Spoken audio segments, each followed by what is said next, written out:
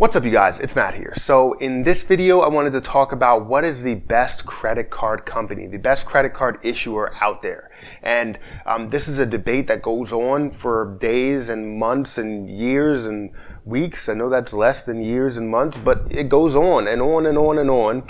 And it just doesn't stop. So I want to just talk about it. What is the best credit card company in my opinion? This is all in my opinion. So if you respect my opinion in some way, then you're going to find this valuable. But if you don't respect my opinion, then you can just have your own opinion. But you can also debate down below and let me know why you think another issuer is better than the issuer that I say is the best. So we're going to go through this real time. I don't have anything prepared when it comes to the best issuer.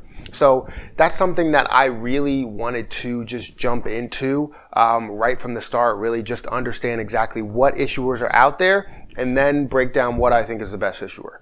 So let's look at all the issuers that I will be looking at for, the best credit card issuer. I'm not going to be looking at all of them, but I am going to be looking at a big chunk of them. So I'm pulling all of the issuers from creditcards.com. So any issuers that are not on there, I'm not looking at as even close to being the best credit card issuer. So if you have something that's more of a lower level credit card that you feel like is the best issuer for some reason, don't know why I kind of just said tissuer there, but is the best issuer for some reason, then go ahead and comment down below. Let me know what they are, but I don't agree with you.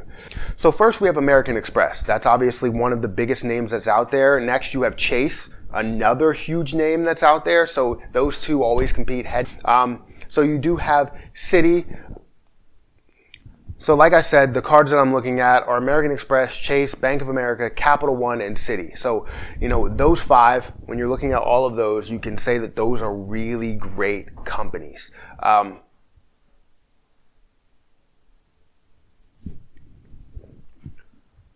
the cards that I'm looking at, when you look at a total of the best cards, you have American Express, Chase, CapitalOne, Bank of America, Citi, and Discover. So those are the cards that I'm looking at, those six cards, or six issuers. And we're really going to break down, and we'll start from like the lowest tier to the highest tier, why I think that they're the lowest tier or the highest tier. So first let's start at the lower tier. So the lower tier is Bank of America. Now when I look at all of their cards, I don't really see anything that's too blaring, that's too like in my face saying you're going to get a ton of value out of these cards. It's just not something that I really look at. Now I understand they do have really good cards, like really good keeper cards, but never really anything above that. And it doesn't really give you as much value as you would see with cards that give you credits and they give you something back. Even though you're spending the annual fee, they give you something back. So these are cards that I really don't look at as being premium cards. It is a great credit card company, don't get me wrong, and they have good credit cards, but I wouldn't say it's the best credit card issuer.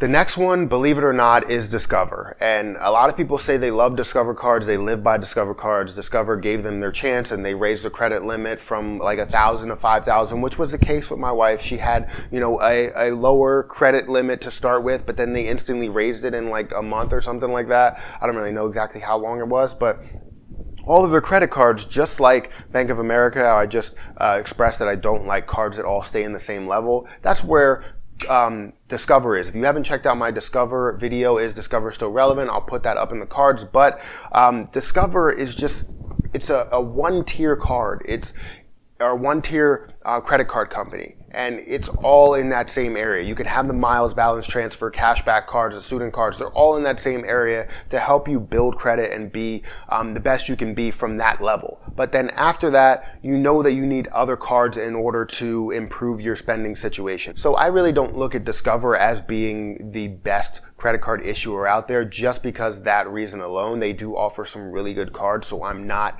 downing Discover. I'm not coming at Discover or anybody who loves Discover. It's just they're not the best credit card issuer, point blank. So the next one on the list is CapitalOne. So CapitalOne is not the best credit card issuer out there, and you can tell that they're not the best credit card issuer out there. One, they had their whole data breach.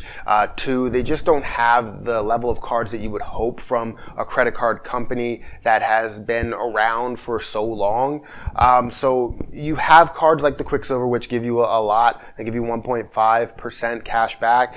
You have the Venture card, which give you a lot as well. You also have the CapitalOne Saver card, but you really don't have too much more than that. I mean, you can get the Spark cards, but I just don't see anything more than that.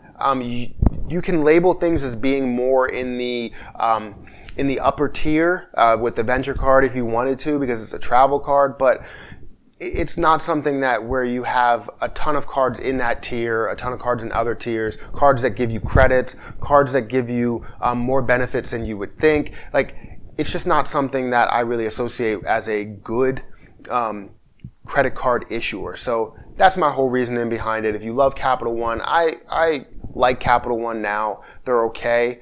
They're just not the best credit card issuer. So now we're down to the last three. The last three are American Express, Citi, and Chase, and you probably can guess what order they're in. It's just really tough to guess the final two, so that's where we're getting to. But the next one, as you probably guessed it, is Citi.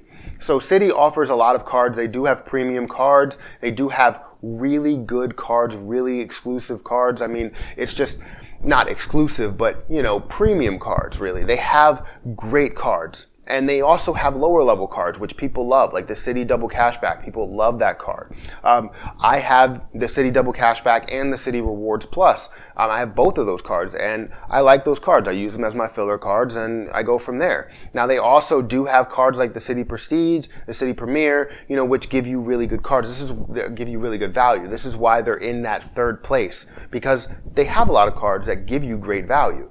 And it's all about the value that customers can get or users can get of those credit cards. So if you can't get a ton of value out of Capital One, out of Bank of America, you can get more value out of Citi. And that's just how it goes. So they're number 3 on my list. And the next one, and I know I'm going to get a lot of hate for this, but the next one on my list is Chase. So I always had an Amex bias, but as I look through different opportunities on Chase, I just don't see as much of an opportunity on Chase that you do with Amex. Now, you do have, it is neck and neck. I'm not going to lie. It is neck and neck where they have a ton of value, hotel cards, travel cards, mid-tier cards, keeper cards, premium cards, travel cards. They have a lot of stuff, right? You have a ton of things in both areas. So, Chase just wasn't enough for me. When I look at their cards, they all fall over like the same areas. I mean, you have 2 of their top tier cards you can't get together. So the Chase Sapphire Preferred, Chase Sapphire Reserve, you don't want to get together because they fall over the same categories. Now, you can get them for bonuses if you want, but they fall over the same categories. So I don't find that as being good. You have to have cards, and I understand you want a downgrade card, right? You want a card that you can downgrade to, but you also want cards that can give you other things in more premium categories, I should say. So looking at that, and I'm just like, I can't really do that. The 2 Sapphire cards, which I expect to be the best cards, which they pretty much are, I expect them to be in, different categories or have a whole nother set that is in different categories. If you wanted to do the Chase Sapphire Reserve with the downgrade of Chase Sapphire Preferred, then you have a whole nother area where you talk about like Diamond or something. I don't know, but have a whole different other area. And you can quote that they have the Chase Ink cards, and you can say that all of those cards are amazing, but you need something else in a regular category. Nothing that's considered business, nothing that's considered a hotel card. You need something in another category. So that's why I really put Chase in this area. So that's why I put Chase at the number 2 spot, because it's not for the fact that they have lack of value in their cards. You get a ton of value from their cards. I'm not going to lie about this. And if I still don't have a Chase card, and I keep saying that I'm going to get one, but I just don't see as much value in certain Chase cards that I can get from American Express or other cards. Especially all the cards that I have. So this is why I put Chase at number 2, and it's not because of my Amex bias. I just see a little bit more value in Amex, and I understand that certain cards give you broader categories in Chase, and certain cards in Amex give you more of a narrowed down category that you have to spend in that area, and you can't get gift cards for it. And I understand that, but you still get a ton of value with all of the cards that they have. So big explanation, a long explanation. I'm very sorry, but I had to, because people were going to say, you're just saying it because you're Amex biased. And it may be a slight piece of it, but I do see a ton more value in Amex cards. It was my unbiased opinion to choose them from the start. So that's how that goes. But let's talk about number one. Number one is Amex. Now, Amex has their whole 3 cards at the top that give you different things in each area, especially with the new revamped green card. They give you different things in every single area. Now, there is one form of overlapping really, but we'll get into that. So you have the platinum card, you have the gold card, you have the green card. This is a setup that I really loved and eventually I'm going to have. Why? Because you have a bunch of credits that you get with these cards if you use them in specific areas. And I understand that some you may be reaching to get those credits, like the Saks Fifth Avenue credit. You may not spend at Saks Fifth Avenue if you didn't have that credit. I understand it. But you're getting all of these credits involved with that card. You are paying a lot more annual fees. But you're getting the credits in return. So if you can use the credits and you find value out of those credits, then you get the card and you use it just like you would normally use it, and then you're gaining value out of it every single year. Now, you also have the gold card, which gives you things, gives you points back on like normal spending, like grocery stores, like dining. And if you look at those two, you can reach that annual fee if you wanted to, but they also give you credits. They give you an airline credit and a $120 dining credit. If you're a person that likes to spend money here and there on Grubhub, on Cheesecake Factory, on Shake Shack, things like that, you can get value out of that. Also the green card, which is newly revamped, and you get a ton out of that. 3 times on travel, which is more broad, coming after the Chase Sapphire Reserve, and then also the dining portion, which if you wanted to look at it that way, the dining portion overlaps with the gold card, but you're getting value out of all of those cards listed down. And that's not even mentioning all of the other cards that give you value, like the Amex Blue Cash Preferred card, which is a card that I really want, and I wanted it to be my next card on the list. But you get a lot out of those cards. You get a lot out of even the Wells Fargo Propel card by American Express. Like, that's the type of thing that I really like to see. Even though that is a Wells Fargo card, you still get value out of that card. You get a ton of value out of that card. So this is why I love American Express. They have more of a variety of cards to choose from.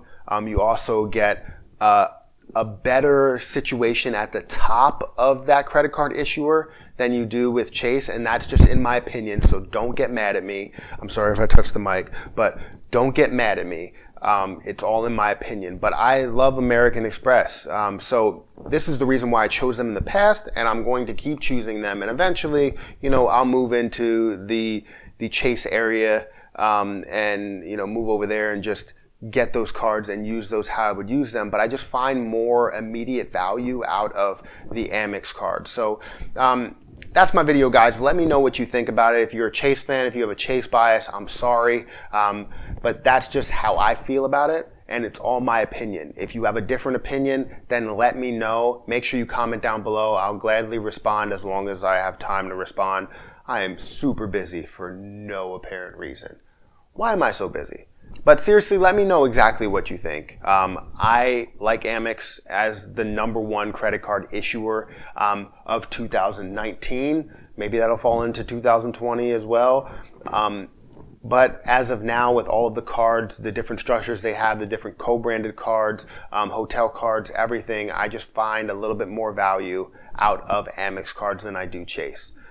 So again, let me know what you think, but that's my video. Hopefully you enjoyed it. If you did, make sure you hit that like button. Don't forget, don't neglect that like button. That really helps me out so much. Also, hit the subscribe button for more videos just like this one, credit cards, personal finance, investing, a bunch of videos mainly related to business in that area. So go ahead and hit the subscribe button. Also hit the notification bell so you're aware that when I post a video, I post a video pretty much every weekday. So hit the notification bell so that you're aware when I post a video. And I do a giveaway every single week. I give away 2 Amazon gift cards, 52 weeks a year. So all you have to do in order to enter that giveaway is just comment on at least one video for the week, like at least one video for the week, and also be subscribed to my YouTube channel. If you do all those things and you get 1 ticket in the hat, if you want multiple tickets, then just comment on multiple videos.